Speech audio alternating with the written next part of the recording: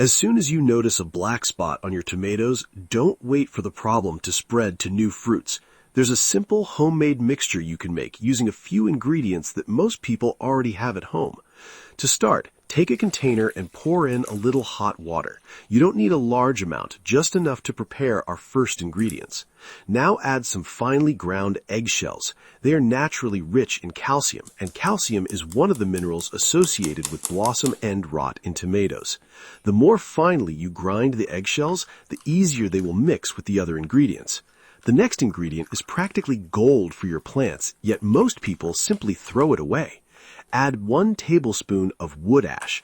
Wood ash contains potassium and other minerals that can be useful to plants. However, make sure you use only clean wood ash with no traces of plastic, paint, treated wood, or other materials. But there's one big mistake many gardeners make. They simply pour a mixture like this around the roots, expecting the calcium from the eggshells and ash to become available quickly. In reality, it can take a very long time for these materials to break down. That's why we're going to speed things up with one simple trick. Add 2 teaspoons of regular vinegar and let the mixture sit for a couple of hours.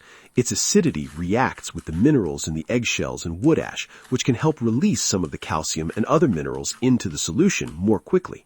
But we're still missing one ingredient, and this is one that many people don't use nearly enough, even though almost everyone has it in the kitchen.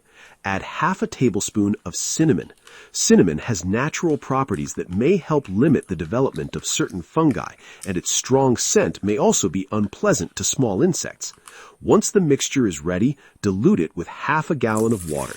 Use this solution to water your tomatoes around the roots every 15 days. And remember, blossom end rot isn't always caused by a simple lack of calcium. Inconsistent watering and other growing conditions can also play an important role.